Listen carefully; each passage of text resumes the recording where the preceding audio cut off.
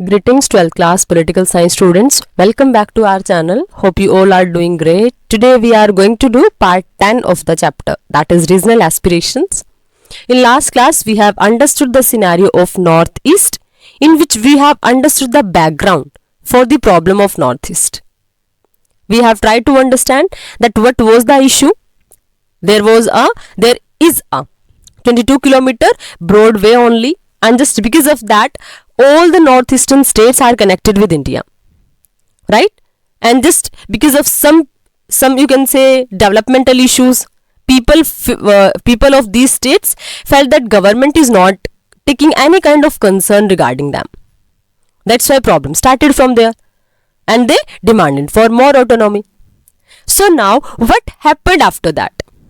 Because we have understood that yes, if the people were demanding for the autonomy, then we have made states, right? From Assam we have formed a lot of the states. But now what will be the reason for the secessionist demand? Secessionist means separate ho jana. Now how the secessionist movement will start? What will be the impact? What will be the reasons? What will be the whole incident that we are going to study today? That is secessionist movement. Fine. So let us start now. Demands for autonomy were easier to respond to, for these involved using the various provision in the constitution for accommodation of diversities. अब देखो demands जो autonomy के regarding हो रही थी ना, ये easy थी, उनको रिस्पॉन्ड करना इजी थी, राइट? क्योंकि देखो वो जो डिमांड मांग रहे, they were demanding for autonomy. So on the basis of federalism that was easy, that we were able to solve the problems. क्योंकि हमेशा से क्या होता है, हमेशा से जब आप बात करते हो फेडरल स्ट्रक्चर की, in federal structure we celebrate the diversity as well, right?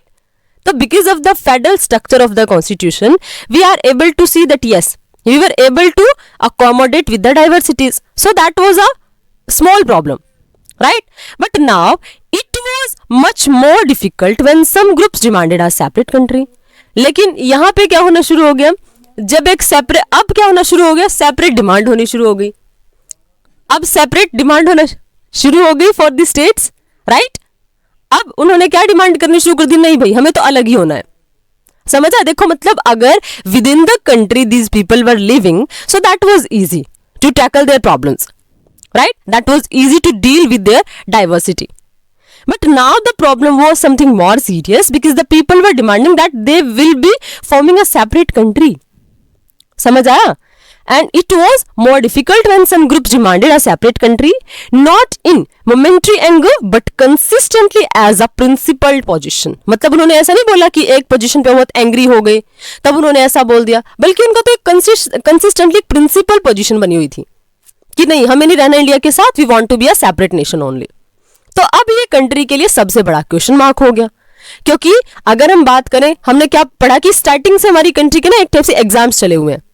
कई बार हमारी डेमोक्रेसी के एग्जाम्स चल रहे हैं, राइट? हमारी डेमोक्रेसी का टेस्ट हो रहा है, वहां हम लोगों ने सक्सेस गेन की, तो अब दोबारा से प्रॉब्लम्स हो रही है कि हर एक स्टेट में क्या हो रहा है, ऑटोनॉमी की डिमांड चल रही है. अब उन ऑटोनॉमीज की डिमांड को भी किसी तरीके से हम एक टाइप से सॉर्ट आउट कर रहे हैं. बट इवन देन अब क्या हो रहा है, जो नॉर्थ ईस्ट स्टेट है वहां पर क्या कि हमें तो अलग ही होना है, हमें रहना ही नहीं इंडिया के साथ, right? So we are able to see lot of problems. So the country's leadership faced this problem for a very long time in at least 2 states in the northeast. अब उन्होंने क्या किया, फील की इस problem को कि नहीं, हमें नहीं रहना इंडिया के साथ, we will be separate now. A comparison of these two states, two cases offers us a lesson in democratic politics. और देखो वो जो हमने क्या डिस्कस किया, क्या सोल्यूशन फाइंड आउट किया, क्या कंपैरिजन थी, वो जो लेसन है ना, वो हमें बहुत कुछ सिखाते हैं. And especially in the aspect of democratic politics, we are able to learn a lot of things from the experience of North India, right? So let us have a look. What was it? अब देखो, after independence, the Mizo Hills area was made an autonomous district within Assam. अब क्या हुआ, देखो Mizo hills मतलब जो आज के टाइम पे जो मिजोरम वाला पार्ट है ना, बेसिकली क्या हुआ, इंडिपेंडेंस के टाइम पे क्या हो गया, जो मिजो हिल्स वाला एरिया था उसको क्या बना दिया, एक ऑटोनॉमस डिस्ट्रिक्ट बना दिया विद इन आसाम. ठीक है?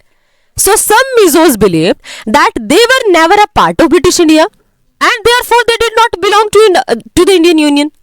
और देखो उन लोगों के दिमाग में क्वेश्चन कहां से आया, उन लोगों के माइंड में क्वेश्चन वहीं से अराइज हुआ. कहां से राइज हुआ? जब उन लोगों ने देखा कि हम तो कभी ब्रिटिश इंडिया का पार्ट थे ही नहीं, मतलब जो मिजो हिल वाला पार्ट था वो तो कभी ब्रिटिश टेरिटरी के अंडर था ही नहीं। समझ आया? तो उन लोगों ने क्या सोचा कि जब हम ब्रिटिश इंडिया का पार्ट है ही नहीं तो why should we be the part of India? समझ आया? तो अगर वो ब्रिटिश इंडिया का पार्ट नहीं है तो therefore they did not belong to Indian union, right? But the movement for secession gained popular support after the Assam government failed to respond adequately to the Great Famine of 1959 in Mizo Hills। और देखो ये demand, अब देखो जब भी कोई ऐसी demand उठती है ना, हमेशा उसके लिए कोई ना कोई पॉलिटिकल रीजन उसके एज अ बेस वर्क करता है। That happens every time. और यहां भी ऐसा नहीं हुआ कि लोगों के दिमाग में एक से एंगर आया, नहीं भाई एकदम से एंगर खड़ा हो गया कि नहीं हमें तो अलग होना। That was not there. क्यों नहीं था? क्योंकि अगर आप फील करोगे तो जो आसाम की गवर्नमेंट थी ना वो फेल हुई थी। किसमें फेल हुई? कि जो मिजो हिल्स में ग्रेट फेमाइन मतलब महामारी आई और उस महामारी को आसाम की गवर्नमेंट प्रॉपर्ली टैकल नहीं कर पाई। समझ आया? तो उन लोगों के माइंड में ऑफकोर्स ये चीजें आएंगी क्योंकि उनको अलग से एक ऑटोनोमस डिस्ट्रिक्ट तो मान लिया गया आसाम का, लेकिन जब within the state only जब प्रॉब्लम्स अराइज हो रही हैं तो it was the responsibility of the government ना to sort out this, to solve the problem, right? क्योंकि गवर्नमेंट को हमारी कंट्री किसका एग्जांपल है? एक वेलफेयर स्टेट का एग्जांपल है ना। तो यहां पे government will have to work, right? तो जब 1959 में ग्रेट फेमाइन आई तो गवर्नमेंट उस पर प्रॉपर्ली वर्क नहीं कर पाई। The Mizos anger led to the formation of the Mizo national front under the leadership of Laldenga. अब देखो ये वही पर्सनालिटी है। तो फाइनली क्या हुआ, जब लोगों को लगा नहीं गवर्नमेंट उनकी बातें सुन ही नहीं रही है तो उन्होंने क्या कर दिया, अंडर द लीडरशिप ऑफ लाल दिंगा उन्होंने क्या कर दिया, एक फ्रंट बनाया। क्या था वो? Mizo national front. मतलब अब जो स्पेशली सिर्फ जो मिजो एरिया है ना, मिजो हिल्स वाला एरिया है, अब जो स्पेशली उन्हीं की डिमांड्स के रिगार्डिंग वर्क करेगी। समझ आया? देखो अभी तक क्या पोजीशन थी? अभी तक पोजीशन ये थी कि वो डिमांड कर रहे थे ऑटोनॉमी की, राइट? फिर प्रॉब्लम कहां राइज हुई? मिजो एरिया में। आसाम के अंदर उसको ऑटोनॉमस डिस्ट्रिक्ट भी बना दिया गया, राइट? बट फिर लोगों के माइंड में क्या क्वेश्चन राइज हुआ कि हम तो कभी ब्रिटिश टेरिटरी का पार्ट भी नहीं थे, and if we were not the part of British territory so how could we the part of India, right? तो ये दिमाग में चल ही रहा था तो तभी फिर फेमाइन आ गया। Got it? वहां से सेशनिस्ट की मूवमेंट स्टार्ट होती है क्योंकि जब फेमाइन आई तो गवर्नमेंट ने उनकी तरफ कोई ध्यान ही नहीं दिया और उस पर्टिकुलर सिचुएशन ने लोगों के माइंड में कहीं ना कहीं गवर्नमेंट के रिगार्डिंग इनसिक्योरिटी जनरेट की और फाइनली क्या हो गया, लाल दिंगा की लीडरशिप में एक मूवमेंट चला, right? That was national Mizo national front. Fine. फिर क्या हुआ? अब देखो इन 1966 द MNF, अब इसके लिए मिजो नेशनल फ्रंट के लिए MNF लिखा होगा, you will have to understand it. अब देखो in 1966 MNF started an armed campaign for independence. अब जब गवर्नमेंट ने नेगोशिएशन से इनकी बात नहीं मानी तो फाइनली इसने क्या कर दिया, अब आर्म्ड कैंपेन, हथियारों के साथ कैंपेन चलाना शुरू कर दिया। Thus started a 2-decade-long battle between Mizo insurgents and the Indian Army।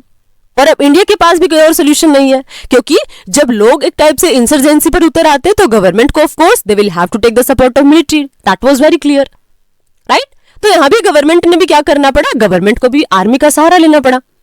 ये लोग क्या कर रहे हैं, ये लोग भी आर्म्ड रिबेलियसनेस कर रहे हैं, एक टाइप से आर्म्ड इंसर्जेंसी कर रहे हैं। So now to repress them you can say government had to take the help of the Indian army, right? फिर क्या हुआ, the MNF fought a guerrilla war, got support from the Pakistani government and secured shelter in that East Pakistan। अब देखो सबसे बड़ी problem जो tribal community होती है ना, बेसिकली उन लोगों की ना स्पेशली वॉरफेयर टेक्निक्स होती है and guerrilla was the example क्योंकि guerrilla warfare technique that is related to specially tribal people. और हमारे जैसे लोग जो कॉमन पीपल है, those who are not tribal community, they are not able to understand it. और अगर हम लोग उनके साथ फाइट करेंगे ना तो of course we will be losing only क्योंकि उनकी कुछ स्पेशल टेक्निक्स होती हैं and the common people they are not able to understand it. तो इन्होंने फिर वही करना शुरू कर दिया, गोरिल्ला वॉरफेयर से गोरिल्ला टेक्निक से वॉर करना शुरू कर दिया। और सबसे बड़ी प्रॉब्लम किसने, क्योंकि देखो already we have understood in the context of Kashmir also, right, in the Punjab also, कि जब भी हमारी कंट्री में ऐसी इंसर्जेंसीज क्रिएट होती है ना, every time we see that Pakistan will always help. वो उन लोगों की हेल्प करेगा जो हमारी कंट्री के अगेंस्ट में कहीं ना कहीं डिमांड उठा रहे हैं। It is the habit of Pakistan the same was happened here also. यहां पर भी क्या हुआ, जैसे ही हमारी कंट्री में ऐसी इंसर्जेंसी वाली सिचुएशन अराइज हुई तो पाकिस्तान की गवर्नमेंट ने उन लोगों को सपोर्ट भी कर दिया और उनको शेल्टर भी देना शुरू कर दिया। और शेल्टर कहां दिया, देन ईस्ट पाकिस्तान, जो प्रेजेंट डे का बांग्लादेश है। देखो इस मैप को बड़े अच्छे से देखो, the map that we have already discussed in last class. अगर देखो यहां पर वॉरफेयर की टेक्निक हो रही है, राइट, ये लोग वॉरफेयर, और यहां पर आप देखोगे तो मिजोरम, राइट, अब देखो ये रहा मिजोरम, अब यहां पर क्या है, मिजो हिल्स है, ठीक है, तो वहां से इंसर्जेंसी शुरू हो रही है। तो it was very easy for East Pakistan ना to give the help, right, और उनको सपोर्ट प्रोवाइड करना, all these things were easy for the East Pakistan. समझ आया? तो what was the work that was done by the government of Pakistan, वो क्या कर रहे थे, हमेशा से उन लोगों की हेल्प कर रहे थे, और फाइनली क्या कर दिया उन्होंने हेल्प करनी भी शुरू कर दी और उनको शेल्टर देना भी शुरू कर दिया। Got it? अब फिर इसके बाद क्या हुआ, finally the Indian security forces countered it with a series of repressive measures of which the common people were the victims। और हमेशा से होता भी यही है कि वॉर होगा तो उसका इम्पैक्ट, उसके विक्टिम्स कौन होते हैं, जो कॉमन पीपल होते हैं। तो हमारी कंट्री की ऑफकोर्स जो फोर्सेस थी उन्होंने काउंटर अटैक किया, और काउंटर अटैक में रिप्रेस करने के लिए सीरीज चला दी इवेंट्स की, राइट, और उनको रिप्रेस करने के लिए मेजर्स चलाए। लेकिन उसका इंपैक्ट किसके ऊपर पड़ा, नेगेटिव इंपैक्ट किसके ऊपर पड़ा, those who were the common people, they were the victims. At one point even air force was used, मतलब इतनी प्रॉब्लमेटिक सिचुएशन कि हमारी जब गवर्नमेंट, हमारी जब army, they were not able to solve the problem, they were not able to repress that particular moment, तो उन्होंने क्या किया, इवन एयरफोर्स का भी सपोर्ट लेना पड़ा। तो आप सोच के देख सकते हो कि कैसी क्रिटिकल सिचुएशन रही होगी। These measures caused more anger and alienation among the people। अब देखो अब जब गवर्नमेंट एयरफोर्स का यूज करेगी तो लोगों के दिमाग में क्या जाएगा कि हमारी कंट्री की गवर्नमेंट है और हमारे अगेंस्ट एयरफोर्स लगा रही है। This will be the simple thing ना, that will be in the mind of the people who are living in that particular area. और स्पेशली ये सिर्फ उन लोगों के माइंड में नहीं जाएगी जो मिजो की डिमांड करें, मिजो नेशनल फ्रंट के बारे में। ये क्वेश्चन कहां राइज होगा, ये क्वेश्चन राइज होगा in the minds of all those people who are living in north eastern part of the country. समझ आया? अब वो लोग क्या करेंगे, उनके दिमाग में ग्रेट एंगर फील हो गया, और एलिनेशन की हम लोग तो सेपरेट हैं भाई, इसलिए गवर्नमेंट हमारे साथ ऐसा मेथड यूज कर, इसलिए गवर्नमेंट ने हमारे अगेंस्ट में एयरफोर्स भी यूज कर दी। समझ आया? At the end of the 2 decades of insurgency everyone was a loser. और फाइनली देखो, वॉर से कभी किसी को कुछ नहीं मिलता है, हमेशा क्या होता है, प्रॉब्लम्स ही प्रॉब्लम्स होती हैं, victims were the common people only. समझ आया? तो फाइनली जब वॉर हुआ 2 decades तक आप सोच के देख सकते हो इंसर्जेंसी रही, प्रॉब्लम्स रही, peace was not able to maintain. तो हर कोई एक लूजर था, चाहे कोई भी जीत रहा था, कोई हार रहा था, बट हर कोई एक्चुअल में लूजर था। क्यों? क्योंकि अगर देखो हम उस मूवमेंट को रिप्रेस कर रहे हैं तो कहीं ना कहीं हम अपनी कंट्री के अगेंस्ट तो मिलिट्री यूज कर रहे हैं ना, हम अपनी कंट्री के अगेंस्ट एयरफोर्स यूज कर रहे हैं। अगर हम जीत भी रहे हैं तो भी हम लोग हार रहे हैं। समझ आए? क्योंकि हम ट्रस्ट को लूज कर रहे हैं, उन लोगों के माइंड में जो सिक्योरिटी है इंडिया के रिगार्डिंग, हम उसको लूज कर रहे हैं। तो इसीलिए after winning also everyone was loser. वो अगर हार रहे हैं तो वो क्यों हार रहे हैं? क्योंकि वो अपनी ही कंट्री के अगेंस्ट दूसरों का सहारा ले रहे हैं, स्पेशली पाकिस्तान का। Getting my point? तो हर कोई जीतने के बाद भी क्या होगा, इंसर्जेंसी के बाद हर कोई लूजर ही था। This is where maturity of the political leader at both ends made a difference. Laldenga came back from exile, right, exile मतलब होता है जब उनको एक टाइप से, एग्जाइल का मतलब क्या होता है, जब विद इन कंट्री उनको रहने की परमिशन ना मिले, वो होता है exile in Pakistan, and started negotiation with the Indian government. अब फाइनली देखो, as I told you last time also, चाहे कितना भी बड़ा वॉर हो जाए, बट लास्टली फाइनली क्या होता है, फाइनली होता है कि कंट्री में हमेशा सोल्यूशन किससे निकलता है, नेगोशिएशन से निकलता है। तो यहां पर भी क्या हुआ, नेगोशिएशंस की कोशिश हुई। जो लाल डेंगा था वो कंट्री से एग्जाइल, देखो he came back from exile in Pakistan, और उसने क्या करने शुरू कर दी, बातचीत करने शुरू कर दी इंडियन गवर्नमेंट के साथ।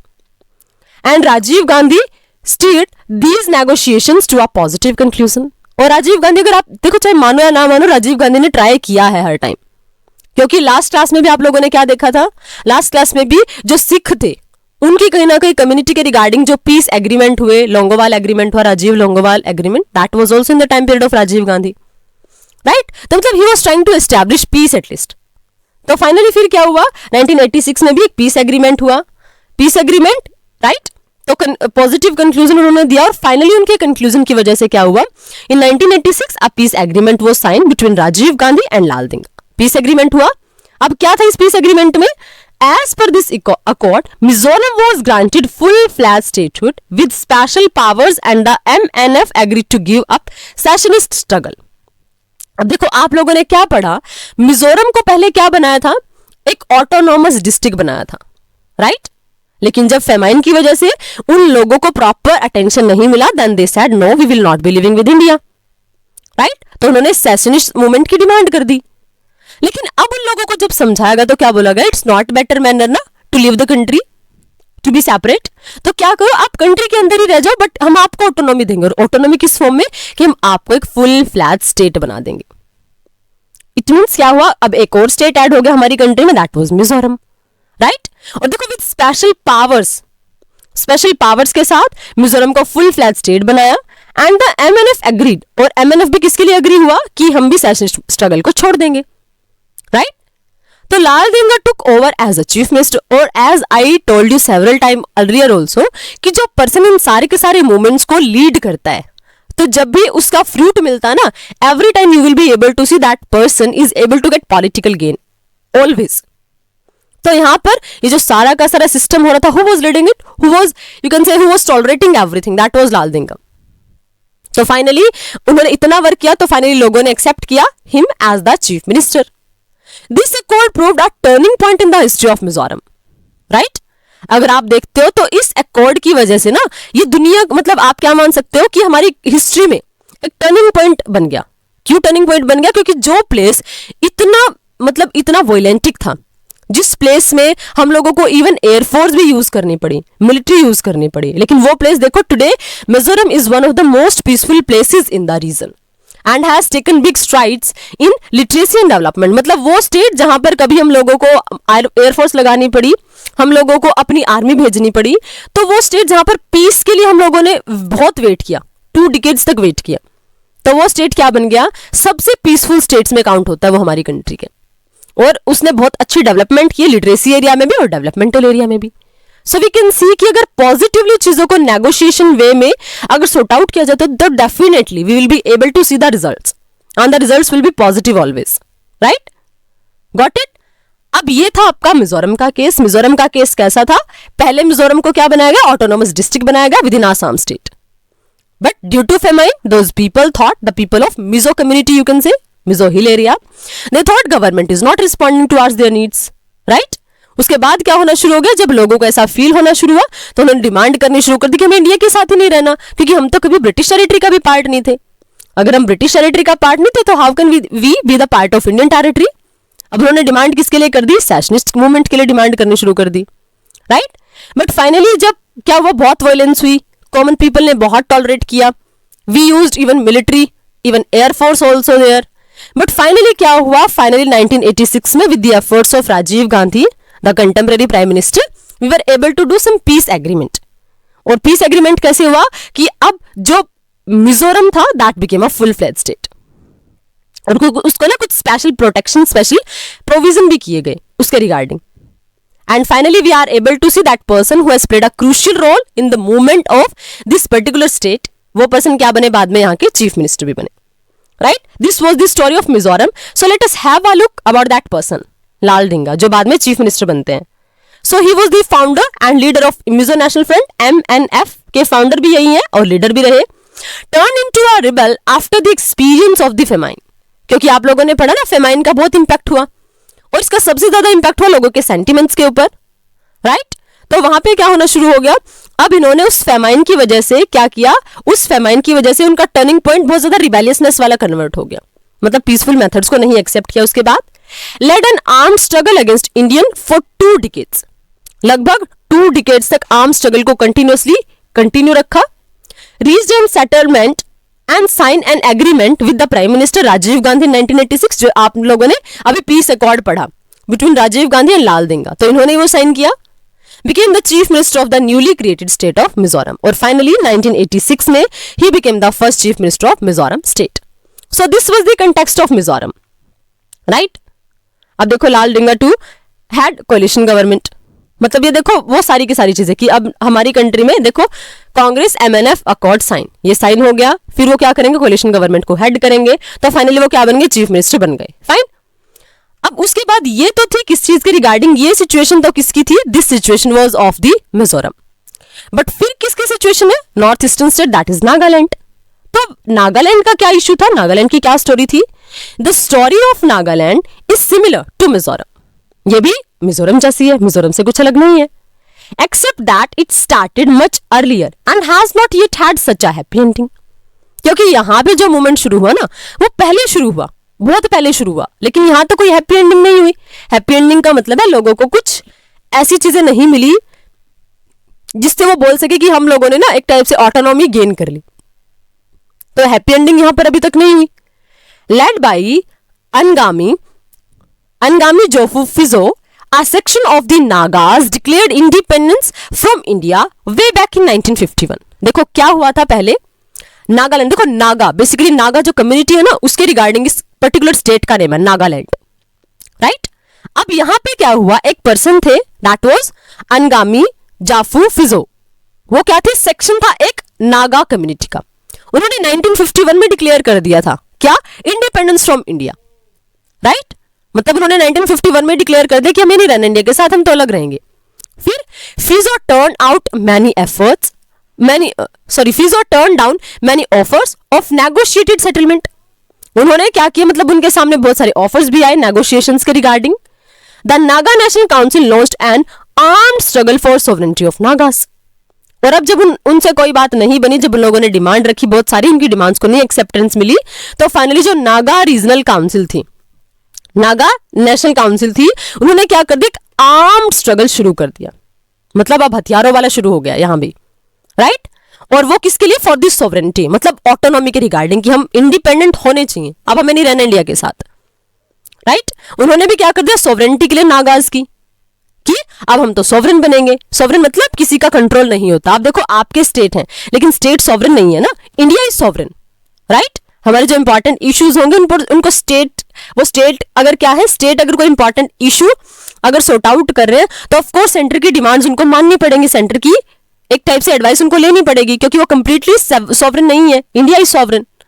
तो यहां पर वो किस चीज की डिमांड करे, वो जो नागा कम्युनिटी है वो डिमांड करे कि अब हमें तो फुल फ्लैश सॉवरेनिटी चाहिए।